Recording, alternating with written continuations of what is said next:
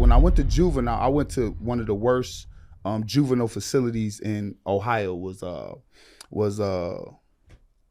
my God, see, I blacked it out of my brain. Cuyahoga Hills. It was literally gladiator school. That's where they got it from. They used to lock us in a room and we would fight. And till like just fight, and then he'd go down and they put him out, and another one come in, fight. He come out, another one come in, fight. I used to be king of the cage. Wait. And the COs used to fight us like dogs. Wait, I need to. Heat makers, crack music.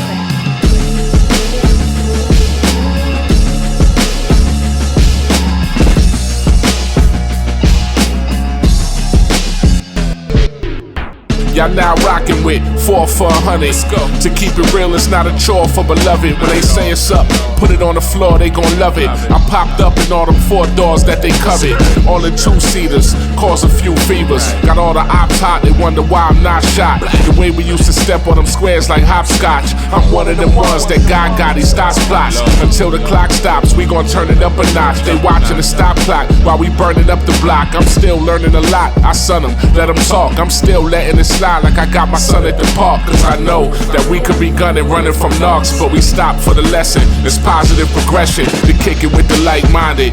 Can't spend your life blinded, rewind it, arsonist behind it. Hey, back with another one. Everybody good? Welcome back. Welcome back. Yeah. You know what I'm saying? So, you know, we missing a person today due to scheduling issues. Condolences to him and his family. Yeah. I'm joking. He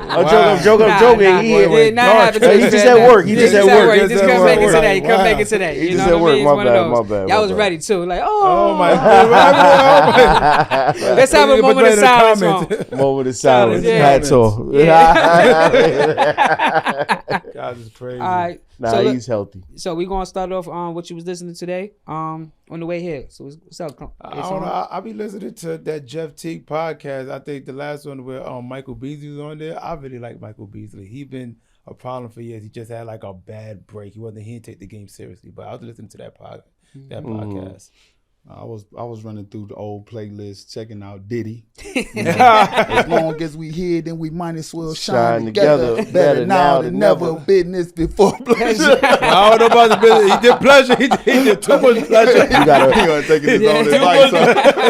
Too much pleasure. Too much. Too much. You got to run up his catalog to make the conspiracy true. Allegedly. If you run up his catalog, that makes the conspiracy true. You know what I mean? I don't know about the allegedly, man. When them Homelanders come at you, they got something. All right. Well, I would say for me, I was listening to King Streets. We went to SOBs the other night, and for Graph and Rockefeller. Dope night. It was definitely a dope night. Shout out to H2O, Dope Graph, night. PD Crack, Memphis Bleak, and all the other artists that they had that was there too as well. They did a great performance there. So that's what I was listening to today.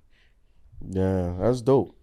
Well, I was listening to Diddy updates as well. I was listening to Diddy updates. I ain't gonna lie. It's like new pieces because the book just came out. Right. So people are reading and breaking down the book. But I don't want to talk too much about the book because who knows if it's even real. So let's not, But it's a nice little fictional story in the background of this whole mess.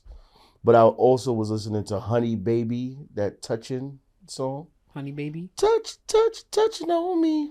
Oh, that's your joint? I don't know. I like it right now. I don't know. Listen.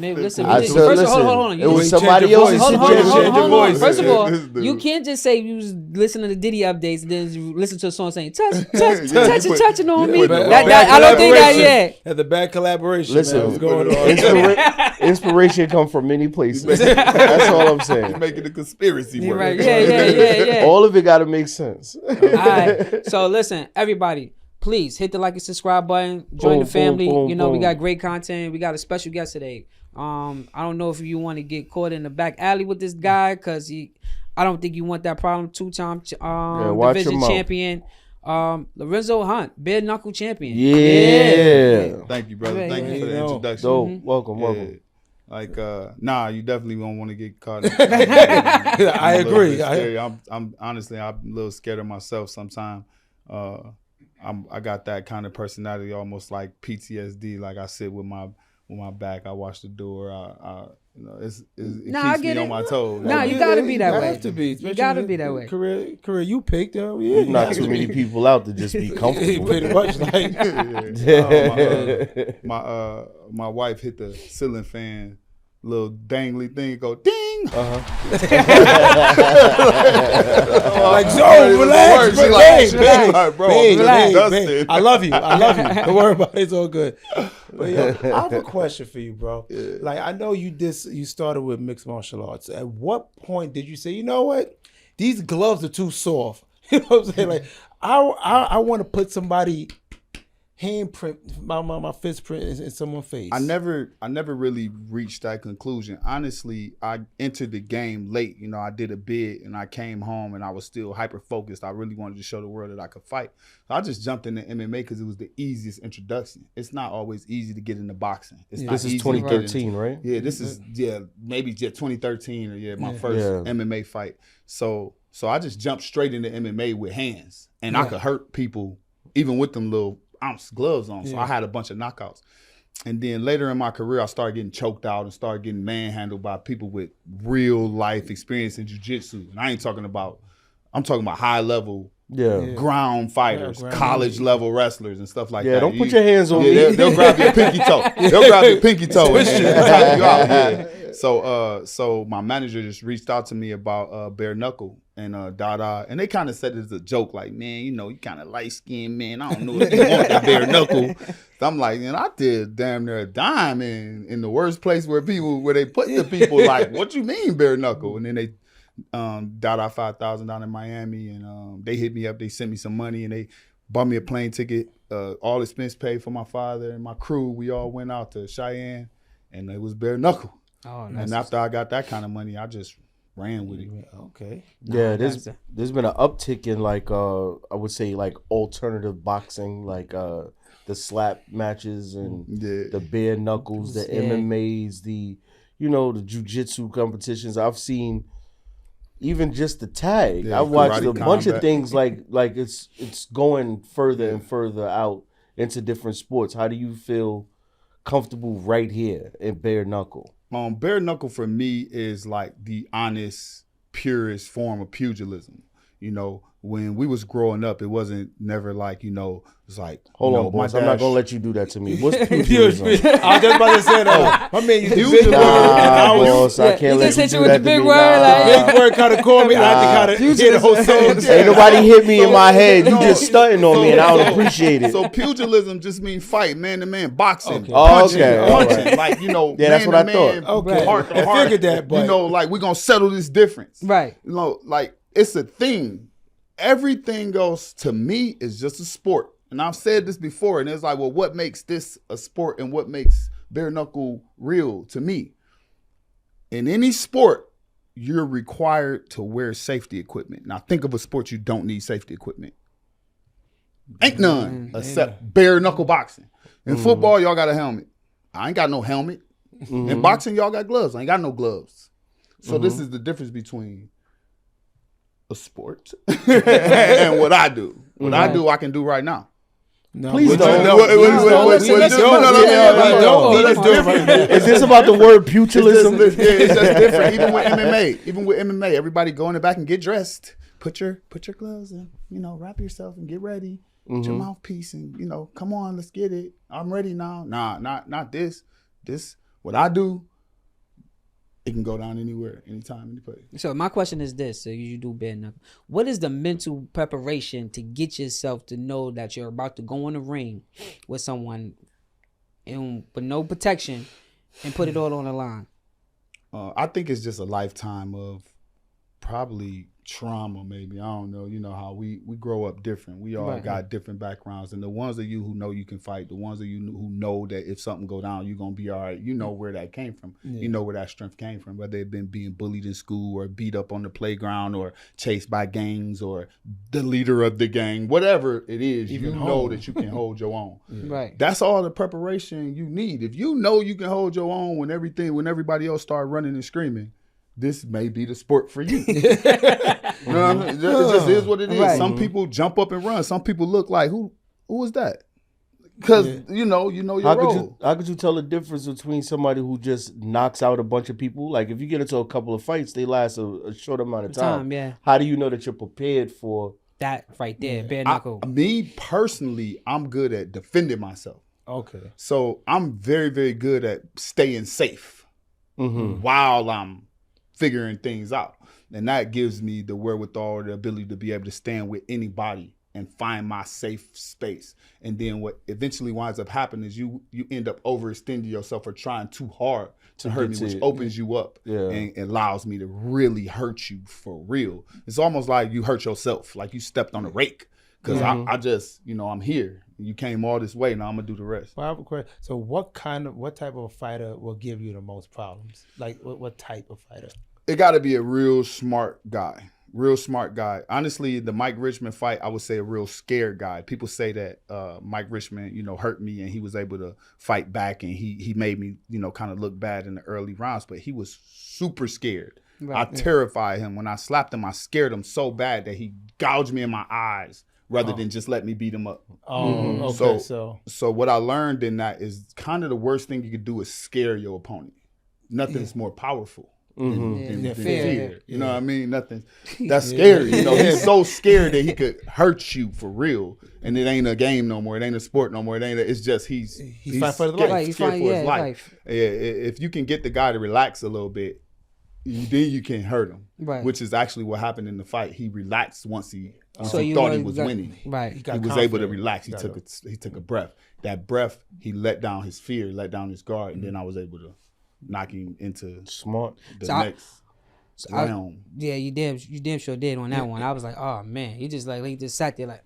No, I thought he died. Yeah. Honestly, that's the only person that I hit. I thought he was dead. I looked at him and said, man, he made me kill you. Damn. But is that a fear for like most bare knuckle fighters to actually kill someone in the ring? It's a fear for me, knowing the kind of time that they give brothers. It'll always be in the back of my head. I never want to actually have to kill nobody. Right. Plus, I'm a man of God. I'm a Muslim. I believe in the Most High. I don't want to take nobody's life. That's not why I'm here. Yeah. Right. You know what I mean? So yeah, it crossed my mind. But at some point when you cross that line and I start to feel like it's me or you, now I'm scared. Right. Yeah. So whatever happened to you happened to you. You scared me now. I can't see. Right. So so it's a battle of the scared.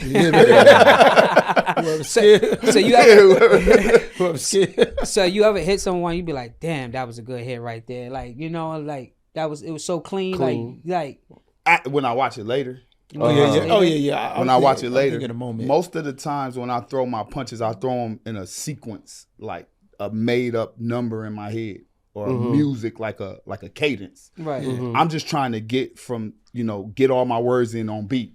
Like when we rapping, it's my turn, it's your turn, get it in before the beat cut. Right. I'm just trying to get it in real quick. So if you pass out while I'm doing, then I look back, I'm like, oh, he sleep already.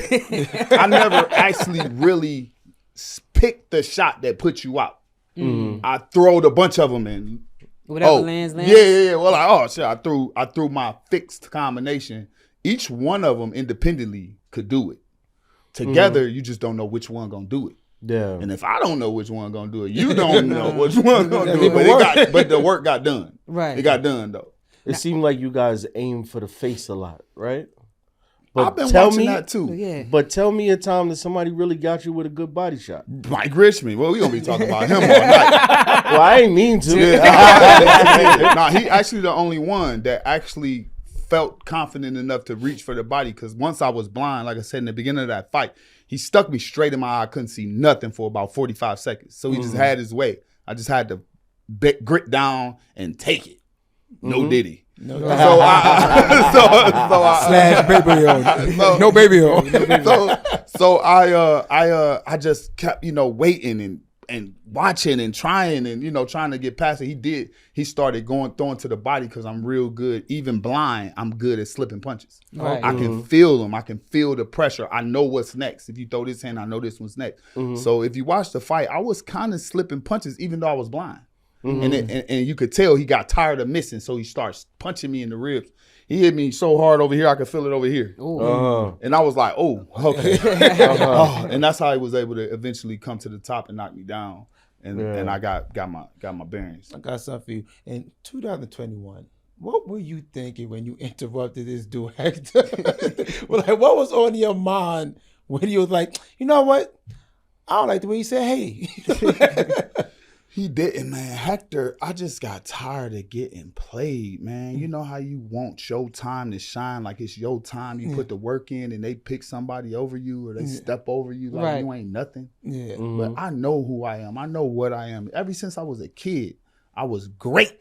I was an earner, a go-getter, a show-off, a masterful, a showman. I've always been this way. I always been waiting for my shot, you know? And then I was, I think, 6-1, 7-1 when Hector came into the organization. They just was like, oh, he's our golden child. I'm like, wait a minute, what? I'm the best already. They're like, no, Hector.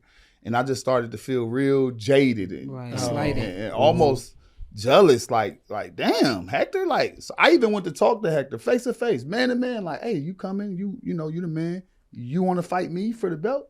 He like, no, I don't gotta fight you. I know fighting you, man. You's a nobody. That's what he told me. He said, I don't gotta fight you. Yeah, he like, I don't gotta fight you. I fight somebody else. You know, you fight you do you. I do me. Man. And then they gave him the belt. So that's why I got in the ring. Oh, okay. Because if you notice when we stood next to each other, it's like, who is this dude? Oh yeah, it's me. Yeah. This my belt. This my division. Little guy. And you can see it. That's why he punched me. He's like, I'm sick of you. We had this conversation. I already told you I would fight your ass. Something people don't know. Nobody. I don't think I told this to nobody on the podcast or nothing. He actually threatened to shoot me. Oh, well, really? At weigh-ins, right before our fight, he came up to me. And I was laughing because I got my way, you know, and I was laughing, I was smiling, I was sitting there, you know, trying to stay warm because it's cold in there. And he like, you know, I don't care nothing. I don't care for this nothing. I'll shoot you in your head. That's what he said. The owner, everybody heard it. And I was like, this is what I said to him. I was like, you got your gun right now? You will never get it. You better have it right now. I could tell from listening to you that you enjoy this. You enjoy this sport that you're doing, this bare knuckle. Like, you know, sometimes when you hear people doing it because it's I want to get my family, because, you know, they have the backstories on a lot of fighters. I want to get my family out of the ghetto or change their lives and, you know, put income in. But you seem like you really enjoy this. Like he'll do it on a Wednesday for no reason. Well, you know, I would say I don't enjoy fighting. And I've said that a lot of times, and people are like, what? I don't enjoy fighting. I have bad dreams and everything. But I'm good at it. Right. So it's no different to me than when staff shoot the ball. It go in. What he was going to do? He shoot. Every time he shoot it, go in. Well, you're a basketball player, buddy. Every time I throw a punch, somebody go to sleep. Sound like even when I don't want him to go to sleep. Like, I wasn't ready yet. I wanted to play around a little bit more. We was gonna have some fun. Oh man, come on, you sleep? So like, it's like, what else I'm gonna do besides go to prison? They don't really got no place for people who good at knocking people out. Like, have you seen the movie Undisputed? They definitely got that. They definitely got place for that. Yeah, I'm saying no other place. Ain't no other place but the dungeon. Like, you know, and I honed my skills in there too. So they was happy when I left there too. They're like, oh, this guy fucking here. He don't need us to be around him. No, get him out of here. Yeah. So one of the questions I was going to ask, another one of the questions I was going to ask, Bare Knuckles, the popularity. You know, like, you know, for most people, we all believe that the popularity of bare knuckle fighting started from, you know, Kimbo Slice. That's what put it on the map and made people really pay attention to it. I remember those days. Yeah. Those days. Rest in peace, Kimbo. That was like the beginning of YouTube. That was the beginning of everything. Yeah. Kimbo, man. I would say I have a unique relationship with Kimbo, with Kimbo's family. Dada 5000 is his, you know, close cousin, or, you know, they came together, they brought it to life together. Shout out to BYB down there in Miami. When they reached out to me, Dada had really no clue how good I was. They just knew I could fight. So he actually brought me on, kind of, I wouldn't say to lose, but he had his guys. Said guys. And I was an outsider. It was basically backyard brawls versus the pro MMA guys, you know. And my record was, you know, so-so, but I got hands. And when they seen me fight Dada and his brothers and all the basically Kimbo's family, they just was like, this is our guy. Like, oh, we never seen nothing like that before, you know. And it's been a wild ride ever since. But Kimbo, man, he started it all. I seen that fight. I was actually in jail when we used to watch him fight. And hugged him. When we used to watch him fight, even that fight in the UFC, I was sitting in my cell saying, like, I can do this. I know I can do this. Like when he hit the dude and his ear bust and all of us waited all that time for that fight and then it was suspect. Or the little karate dude with the pink hair. When he put his foot on him and then Kimbo went down. And we like, no. We was heartbroken. But I told everybody then, and I mean, this is like late 2000s, like 2006, 2005, 2000. I told everybody, like, I can do this. I'll do this. Watch. I'll show you. So you know what that means? He was in jail knocking them out. People hit me up today that's out free and living their life. They hit me up. They like, you said you was going to do it. I can't believe you actually did it. I did it. They knew. I was in there doing pushes on my knuckles. I said, all them MMA dudes is soft. All of them. I can't wait to get out. I was training for it. Right. So he was preparing before. I was with it. I was with it. I was the Iron Man. They had a little competition called Iron Man. I was the Iron Man champion every year. So much so that I was in the hole for fighting. And everybody refused to do the Iron Man unless they let me do it. The warden let me out just to do the Iron Man and go back to the hole. Go back in there. We'll let you out. You go back in there. How was that to go back after that? No, I mean, yo, I'm a champion in the hole. Now you gotta get back. Get back in there. And it was Ramadan. I ain't eat or nothing. I went out there and knocked it out. We doing 50 sets of, we doing 50 push-ups, 50 pull-ups, 50 dips, run the track 4 times. It wasn't no joke. I was just about to ask you, how do you maintain being ready? Yeah, that's like your exercise, your health routine. Like, how does that work? I have a regimen and a diet, and I'm extremely disciplined like no other. I don't play no games, take no shortcuts, no weirdness, no pills, no drinking, no steroids, none of that BS that they that everybody else think they need. Yeah, because I was about to speak on that because you was telling us that you're going for your third championship, but there are some allegations about PPEs. Man, I wish I'll send you guys some pictures of me when I was. I'll send you guys. No problem. He's scared to say steroid. I'll send you guys some pictures of me when I was 21. Yes. When I was 22. Right. When I was 19, the judge looked me. It was like, you know, we're gonna send you away until your brain catch up with your body. I've always been this big. I've always been this strong. My dad used to say, you strong as a monkey. I used to pull the refrigerator door off. I always been like this. I used to walk up and down the stairs on my hands as a kid. You understand what I'm saying? So like, anytime somebody sees somebody who's freakishly strong, their brain instantly goes to steroids because they can't imagine the discipline that it takes to put that damn burger down and do 300 sit-ups or 1,000 push-ups or 50 sets of 50. They don't understand. So they're always going to call it a cop-out. And it's even easier for... You do that 50 sets of 50 over like the course of a month or Nah. How does I'm talking like... I don't know what you're talking about, 50 sets of 50 of anything. Like weekly or daily goals, like goals throughout the crazy. day. Just to stay on it. 50? I'm trying to tell you, when you take it... I'm going to start off with blinking. When you take it there... I get it. When you take it there physically, mentally, and spiritually on your grind, when I get in the ring, it's no wonder I'm confident. Right, you put the work in. Yeah. I know you can't beat me in a race. You can't do more pushes than me. You can't do more pull-ups than me. You can't jump higher than me. You're not faster than me. You're not stronger than me. You're not going to beat me in a fight. You're not even smart. You probably couldn't even beat me in chess. So how you going to beat me in a fight? Because I put the work in. And even if the guys is using steroid or using coke or whatever they use, and I'll beat it out of them. So how do you feel that something that's so out of your control? because it's here, right? The allegation is around. It's always been that way. What I'm saying is this: is you prepare, you do everything that you can on your own.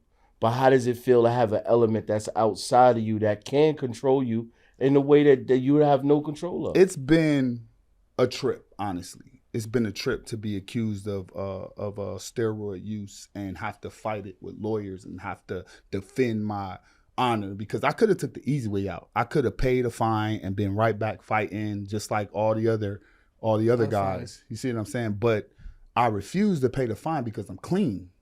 I'd rather pay $4,500 for a trace elements test to prove that there's nothing in my system. I'd rather go to court and go through the appeals process and maybe even sue if I have to in order to clear my name, because I know I'm clean. It's no different than somebody coming and saying, hey man, you a crackhead. You like, I ain't never smoked crack. Right. I ain't never smoked no crack. So I'm not about to sit here and let them say that about me. So I can't take the cop out. Right. I just can't take it. I just can't take it. So he said, my man said, I'm gonna go all the way. I'm gonna go all the way through. So y'all know that I ain't playing with y'all. Yeah, because I always been, really, anybody who knows me, anybody who knows of me, anybody who's been around me know I'm a straight edge. I don't drink, I don't smoke, I don't party, I don't nothing.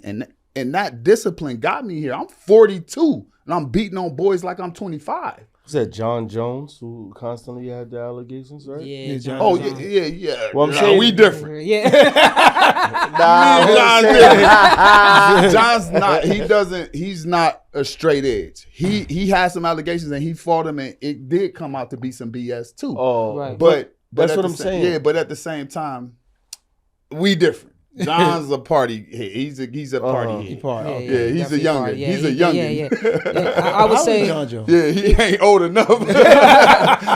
He ain't old enough to know ain't where it's at. Okay. right. You gotta be a certain age to know we don't play that. Yeah, You know what I'm right. saying? Babies. It's like, and that maybe that's a test to him coming in at a young age and Right. me getting so much money and the recognition and not knowing how to filter it. You That know what I makes mean? sense, yeah. And you don't have people around you that's going, because when you get that money, everybody a yes man to you. Everybody, Yeah, so that's So like I what said, we- I'm fighting, and I'll take it to any extent I have to in order to prove myself, in order to get my case reviewed, in order to get what's really the truth out there.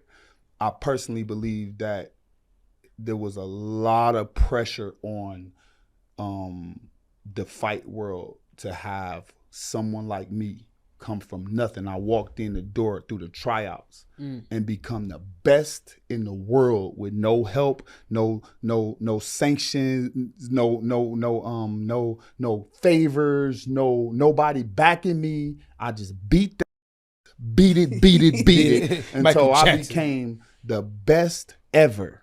And now we got people looking like we got to get this under control. Right. Yeah. Right? And there will always be an element of getting your under control once you get to a certain level. Any that you industry have to is look built out for. on all the pieces moving together. When somebody says, "Oh, I don't need these 6 pieces," and still completes the task, it threatens the system. And there's an element of There's trainers, there's all these other people, and you just walk right through here. There's gyms that need to be paid, sponsorships, all that other stuff that needs to go into it. And when you just go, nah, I'm gonna just jump straight to there. Yeah.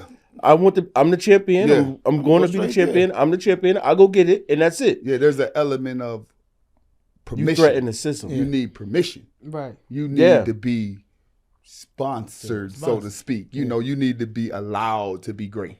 Yeah, You know, that's at very a true. certain level. Like I say, even with like I said, with what's going on with Diddy, 59 billion or whatever for a black guy. Okay. 60? He hit the 60 mark.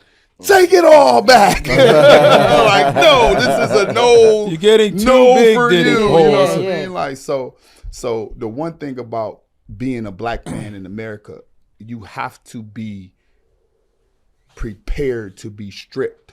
Right. Like the day they brought you over on the boat and still be a man, still be you, because it's all fake. Like walking through fire. You could burn my whole house down. You could burn me. I'll walk out of this bitch and still be me. You can't take me from me. Now that you can take me to any prison, any place, any dungeon, I'll still be me. I'll still stand on me. You could bring me pork in the hole and I'll throw it away. I'll flush it down the toilet. I still ain't gonna eat it because I'm still me. You can accuse me of anything, but that ain't me. Right. You ain't never gonna make me not be me. That's integrity. That's a man. That's all you really have. All of the rest is vanity. All of the rest is trash. Gold, clothes, cars, women. It's all trash. It'll all be taken from you in a second, and you still gotta be a juggernaut. That's dope. Yeah, that's it right there. Oh, man. So we was talking outside, and before we came into the studio, you say you were being trained by your father. Yeah. How was that, process of being trained by your father? A true juggernaut, My father's a monster, a master, super, super calm and cool and dangerous, and just all of the true elements of a man that we fantasize about. Honestly, I've never met nobody on earth, and this is not just paying homage to my father. Yeah. I was there. I watched him my whole life. I can give testament. I've never seen nobody do it better. Never drank, never smoked, never yelled at my mom, never came home late, never seen him wink at another woman, never seen him hold another woman's hand, never seen him, he never missed a day. He caught a couple cases. He went to jail a couple times, probably stealing for us so we could eat, but he never dropped the ball. My mom and dad anniversary just passed. They've been together 40, 42, 44. Congrats. 44 years. Yeah, that's great. That's great. I never, I'm looking at this dude and I'm like, I'll never be that. But I don't be the juggernaut. I don't know how you did it. I don't know how you did it, but I know how you did it. I was there the whole time like this. He never dropped the ball. That's a level of discipline that I can't attain, but I got a lot of it. Right. But you know what? I say this, fathers are important, in a child's life. Even though you may not do everything right or like them or whatever the case may be, as long as you take a percentage of what they gave you and you apply it to life, it'll help you out a long way. That discipline, like you saw from your father, and for you now to be like, this is the discipline that I have for myself as far as fighting and getting to that next. Yeah, it makes a total lot of difference. It helped me. Like I said, it's in me even when I'm not even thinking about it. Like you gotta wonder. Like, I'm a 230-pound man. How am I the 185 champ? Because I can make my mind up that I ain't gonna eat nothing, and I won't eat nothing. Isn't that unhealthy? Who cares? We talking about greatness. We talking about money. We talking about life. We talking about legacy. We talking about what are you willing to do? But I have a question. Can't let you come on my platform and tell people to starve. Adjust your diet? Well, honestly, listen, I can break it down in a few different ways. Yeah, because I would think more. You can say adjust your diet. You can soften it. But when we fast during Ramadan, we don't eat nothing. From sun up to sundown, we don't eat nothing. No matter how hot, we don't drink nothing. No toothpaste, nothing. Don't touch your mouth, right? Because it takes that type of discipline to prove that you are willing to sacrifice for God, right? Right. And He's watching, so you can't cheat. Yeah. Now, they offer you an opportunity of a lifetime. All you got to do is be 185 pounds. 0.0, no margin for error. What are you willing to do? So basically, I will go on a 40-day liquid diet. Liquids only. I'll juice everything. Juice and soup and broth. Liquids only. And I will freeze my juice so that when I wake up in the middle of the night, I have a popsicle. I can eat it, chomp it down, and then go back to sleep, then wake up, have a cup of coffee, and go run 5 or 6 miles. Start my day all over. Start juicing whenever I get hungry. I drink a 4-ounce or 8-ounce cup of juice, and then get back to it, take a nap, get back to it. We in the sun, we drinking coconut water, we pushing. But I don't know if everybody's willing to take it to that extreme, but I am. And that's why I'm the best Obviously. in the world. I'm the best in the world. I'm the best in the world. I'm the best in the world. That's what's up. It shows that dedication for you to be the best in the world. So my question is, what you got coming up next? Like, we got any fights coming up? Me and my management team at All In Miami, we're sifting through different offers, different contracts, different people offering me stuff and offering me. They just want me to be, get this little stuff with the commission out of the way so I can get resanctioned and be able to fight. That's what USADA. Huh? Yeah. The same so thing. yeah, so they're working with it now. They're looking back over it and they're trying to work with me. They're trying to in so many words fix their mistake. Right. They're trying to come to a agreement, you know. But like I said, without crossing anybody or without, you know, pointing the finger at anybody or making anybody look bad. But you're not gonna make me look bad. Right. You know what I mean? And then I'll be back in there and everybody who laughed and everybody who benefited from, you know, my little time away. Yeah. It ain't a downfall for me. I mean, I'm the best in the world. It ain't even gonna change. I could take 2 years off and come back and nobody still won't catch up. I'm 12-1. 12 wins, 1 loss, 1 DQ or disqualification, or I dislocated my elbow. I could take some time off. Everybody's like 4-0. I mean 4-2 or 5-1 or 3-0 because it's hard to consistently win in such a vicious and violent sport. Right. You might string 1 or 2 together, but somebody gonna black that eye. Yeah, your partner ever get to you like I don't listen. I'm worried. I don't know. You say you don't know? Like a fight, it's a fight. You know? Yeah, I know, but I think I think that's what shakes people in that ring.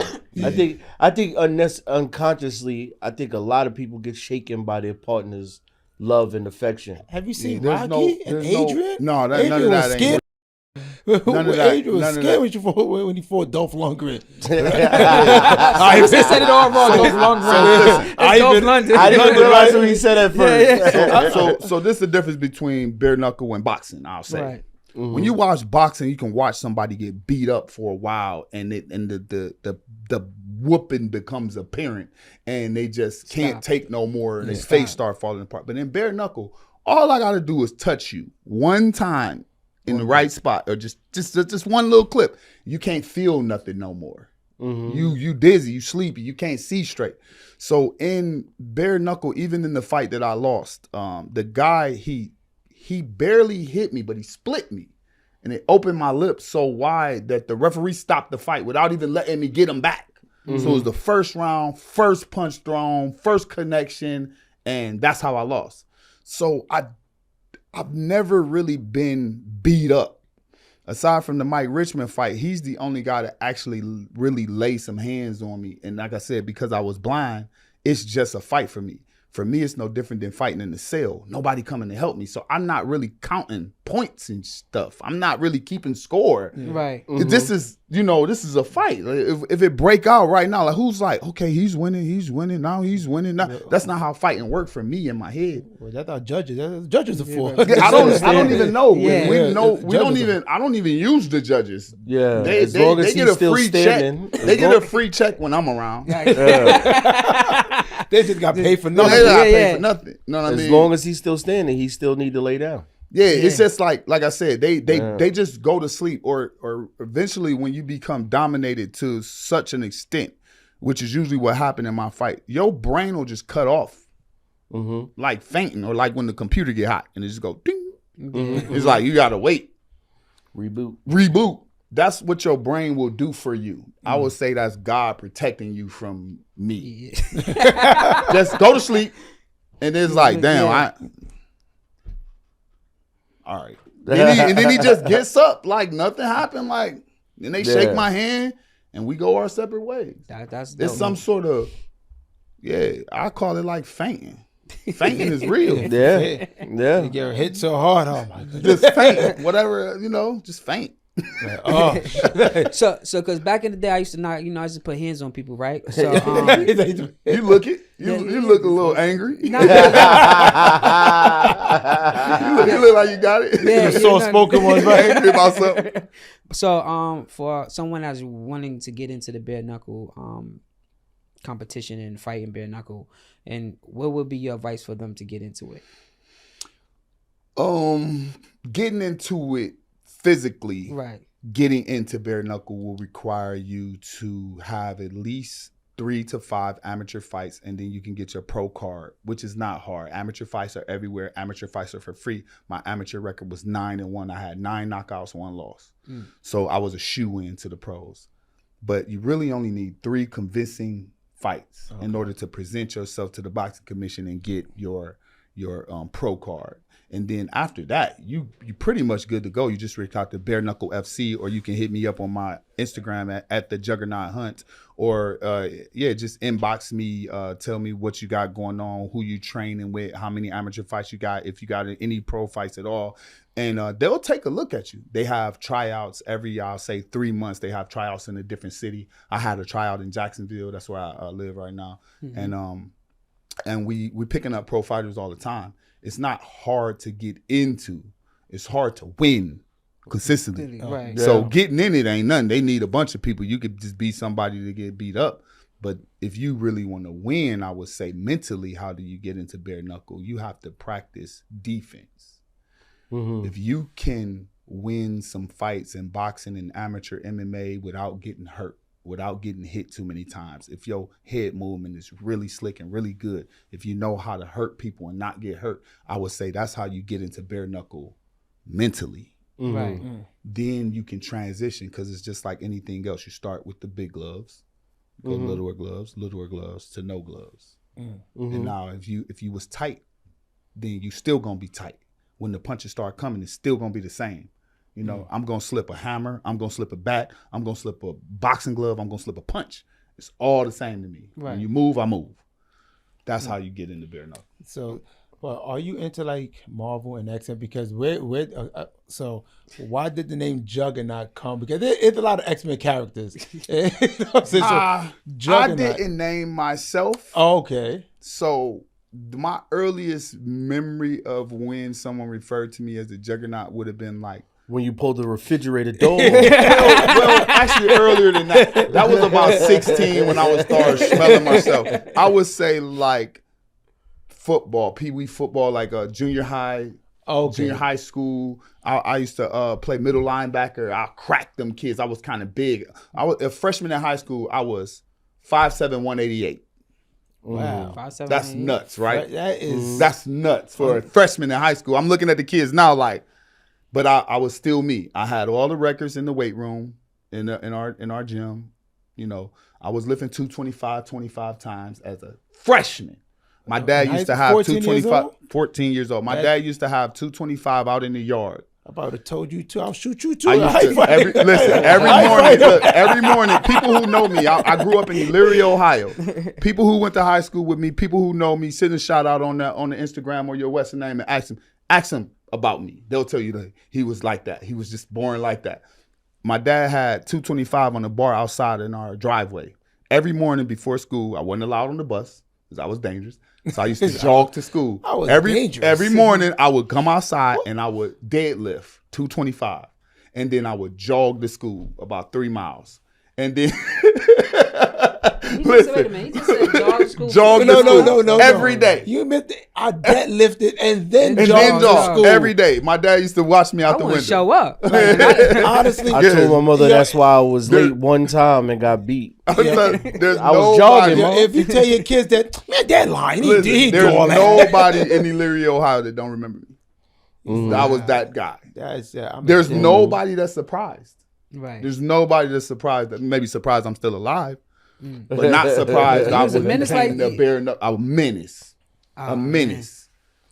A menace as a kid. And it's not a good thing. Right. Like the judge told me, we're going to send you somewhere until your brain catches up with your body. That's what they told me. Yeah. And I wind up hear doing the beginning of the story. They would have let me on the bus. I was a menace. You didn't hear that part. I was a menace. Yeah, it was like that. So you were angry. Not angry, just uber confident. Like, you know, I wouldn't let you check me. Not even teachers. They try to tell me to do something. I just wouldn't. I just was big enough to say no.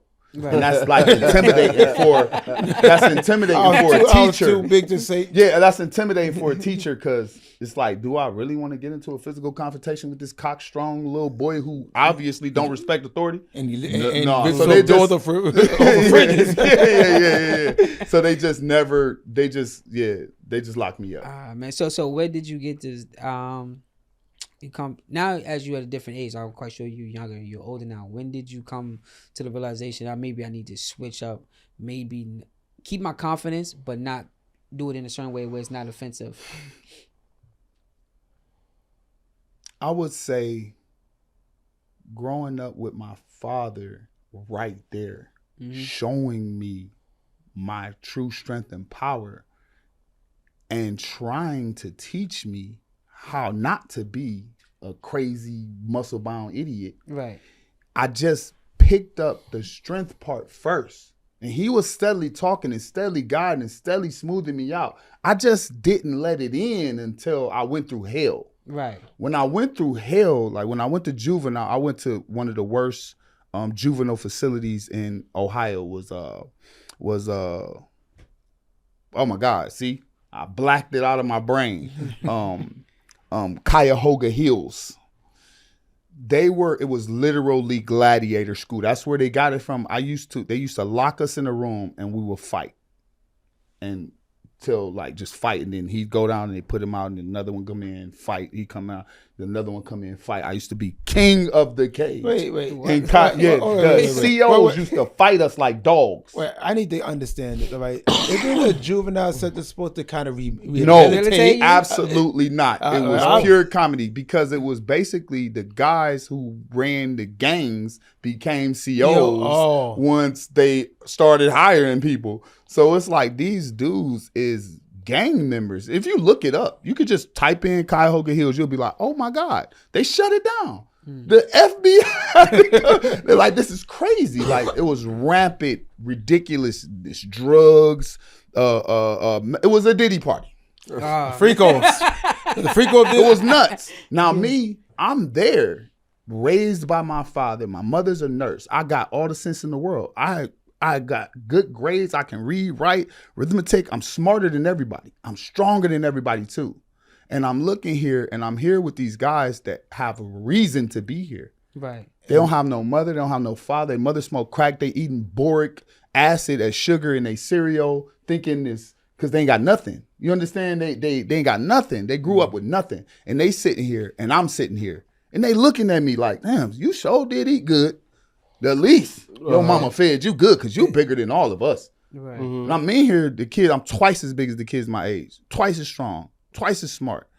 And I just sat there and watched everybody suffer and knowing I shouldn't be there. Right. Knowing I shouldn't be there. I think that's the biggest, like, why am I here? It's one of those, like, I think that's the biggest. Knowing I shouldn't be there. And then I wind up, studying, getting myself together. I would only get into it with guys who would try me. Right. And eventually they do try you eventually. And then I wind up graduating and I got released and I went to college and then, I tried to straighten. I was straight before I wind up catching a case and going to prison. But I was straight mentally already before I got there. No, okay. So before you get out of here, Right. give me at least 2 names of who needs their hands put on them. Honestly, I would like to fight or train Jake Paul. Okay. Just because he has the theatrical part of it, but he doesn't know that the people who really can fight can tell that he can't really fight. Yeah. And if he took it serious, the art of it serious, he would be a great spokesperson for the sport, period, instead of just being a joke or a clown, that the true fighters who know this is a clown show. And then the kids who love Jake Paul, they're great fans, but they don't know anything. Right. The people who know, they know. Yeah. You know what I mean? Yeah. I would say, Jake Paul. And then I would like my rematch against Mick Terrell.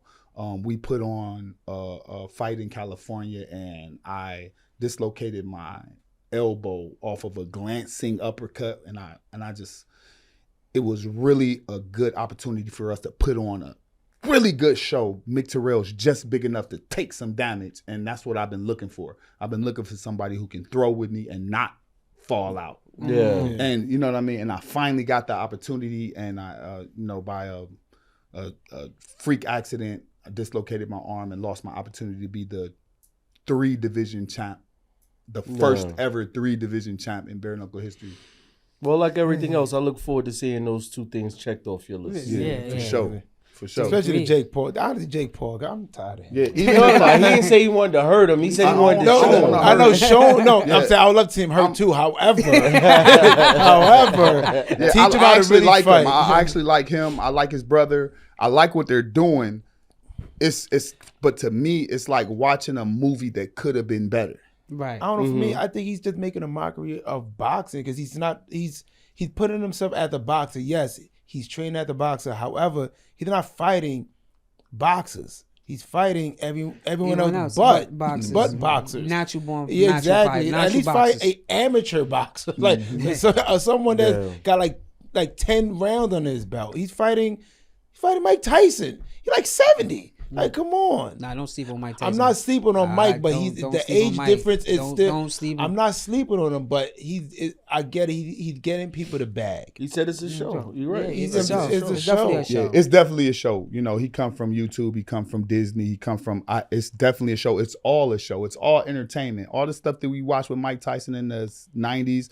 It was always just a show. Yeah. It's just entertainment. I understand, but it could be better entertainment. Yeah. Right. It could be better entertainment if he was a little bit better. And that's all I'm saying. Real quick before we get out of here. Diddy. I'm in New York. I'm in New York. Okay. I just want a quick extra. Y'all let me know just what you genuinely feel to think about the Diddy, and then I'll tell you what I think, and then we just squash it. Do you want me to go first? No, I'm just saying, if you need extra bottles of baby oil, I know a guy. But if you're from the 80s, this is not like big news for people like from the 80s. He's always been known to have these parties with extracurricular activities. It's just now is out there, and there's extra stuff on that plate. I think he's guilty of maybe like 2 or 3 charges, but sex trafficking. Everyone sex traffics. Whoever see an Instagram model. Everyone. Hey, no, I'm not saying everyone. Chill. I just say Trying to keep the show going. You say everyone's like a big umbrella. Like whoever pays for a female to come from out of town to make them do what they do, that's in a sense. So it's like, you tell a girl come from Brooklyn to Queens, yeah. There you go, baby. Buy the Uber. Exactly. You pay for her Uber. You pay for her Uber. It's a slippery slope. I get it. I get it. So, what you think, brother? Well, for me, you innocent until proven guilty. From what I'm hearing, it's not. I think it's more of a morale thing than a criminal thing. It's just like, hey, you want to have fun and you're doing these things, and it's nothing new that's been going on from not just from Diddy, from other artists or other people in general. Like you said, you can call a girl over to the crib and you pay for that Uber. That's a part of the game business too. But like I said, it gotta come for. I gotta get more evidence on it. You know what I mean? So for me,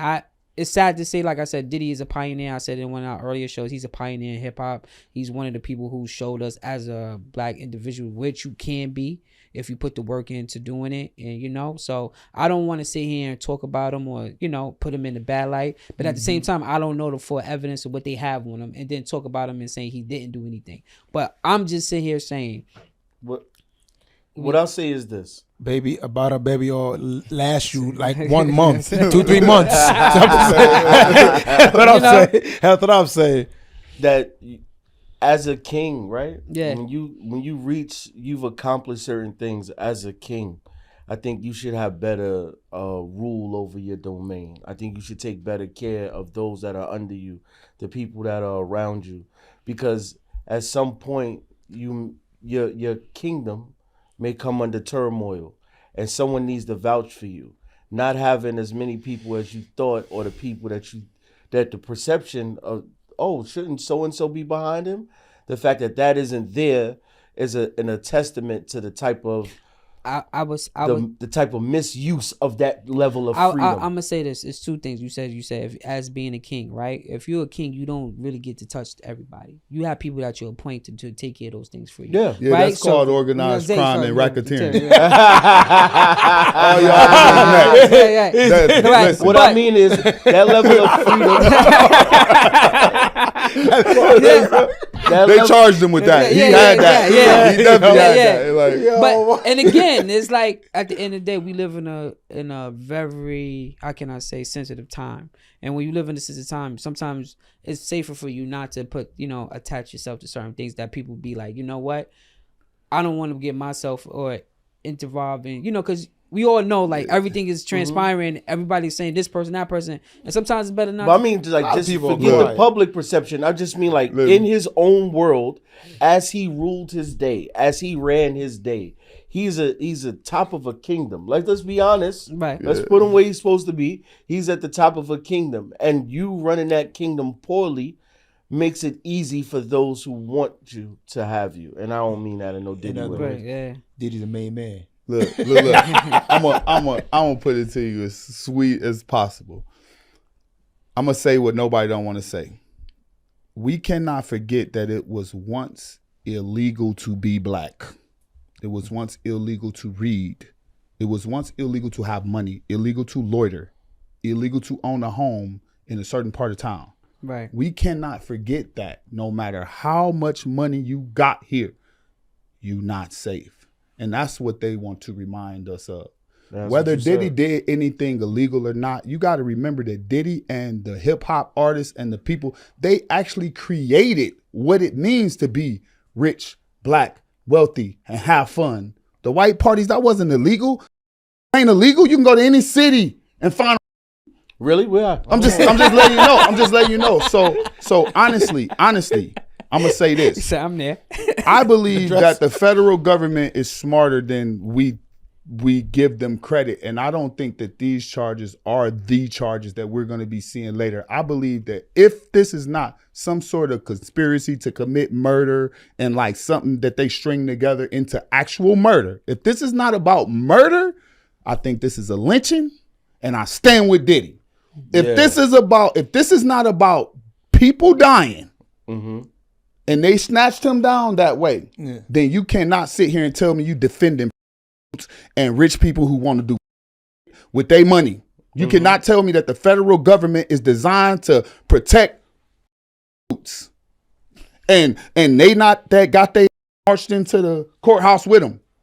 So I think it's just another public lynching of a black man that made it. I can hear that. Period. Point blank. I can hear that. Like I said, it's just the evidence. It's like you gotta give me more. You just can't say, hey, this, because this is things that have been going on for years in the industry. But they're like, mind you, but he's right I would say in a sense, because they did the same thing like with Bill Cosby, right? Bill Cosby, all of a sudden, Bill Cosby blind in one eye, and all of a sudden, all this Quaalos and all that stuff come out. Remember, they make the laws as they need them.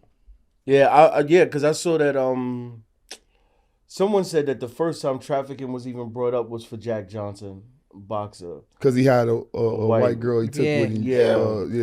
And they literally came to him and was like, hey, they ran him out of town. But sex trafficking, man, that's like the weakest, like, honestly, when they first said, that's the weakest, like, charges. So everyone in the industry, a couple people down in the corner, a couple people financial industry, everyone does it. And we can't forget that everybody making money just for the streams, watching the news, the plays, the ratings. Everybody watching. It's just like what they did to Michael Jackson. Everybody had a comment. Everybody had a thought. Everybody thought he was a. They just took a great man down. But I think with Diddy, a lot of people ain't really coming out because of whatever we live in a sensitive time, bro. So you got to remember, if we live in a sensitive time, even if you do want to feel like you want to come out to his defense, you'll be crucified just along with whatever. I'm the bare knuckle chomp of the world. You can say what you want to about me. I ain't about that. Yes. Is he weird as hell? Yes. Anybody that came up through the 90s knew Diddy was Boom, he been weird. Yeah. He been weird since Money, Power, Respect, since Mace, since he was weird the whole time. Diddy being weird ain't nothing new. Everybody accepted him as weird. Then we got the LGBTQ forced on us after COVID, and everybody accepted them. Yes, you can be gay, you can be. It's okay. Diddy's weird. It's okay. Show me the crime. Yeah. Show me the crime. Yeah, I look forward to seeing it. I want to see it. I'm saying because you heard that they what they said they didn't give Diddy bail. Bail was like $500 million. They tried to crazy 2 times and they said no. They denied him twice. Listen to me. I'm the first one to say it. This is conspiracy to commit murder. Probably 3 or 4 bodies that he orchestrated, and they know, and they're just waiting. And just letting everybody squirm, and then they're gonna put all the pieces together and show us how he was having people killed. Other than that, nothing else makes sense. Department of Justice, the whole CIA, the whole FBI. It's not about baby oil, buddy. It's not about baby oil, buddy. I did see something. When they say when that Homeland and FBI, when they come get you, they have something. They're not like the regular police. We're talking about where they pick you up. And organized crime, murder, not sex toys. Murder, not lube. Yeah, we're talking about bodies. You know when the guy, the one with the horns that stormed the Capitol. Remember that picture of the guy who stormed the Capitol? When he was in there, he called his mom and told him he wasn't eating because he's vegan and they wouldn't give him a proper meal. And now listen, they made an arrangement to figure out that for him. Diddy's Diddy. You mean to tell me that he's not eating because he can't trust the food? No. Why can't we arrange a proper way of delivering food to someone who's in solitary? Because they feel like if they let him go, 80 people are going to die. I understand. That's why. This is not about that. This is about if they let him go, he gonna be like, you telling too much truth. Yo, thanks for watching thanks for watching 400. Yo, we appreciate you. Fade the black on this guy. I'll take it. It's just a jab.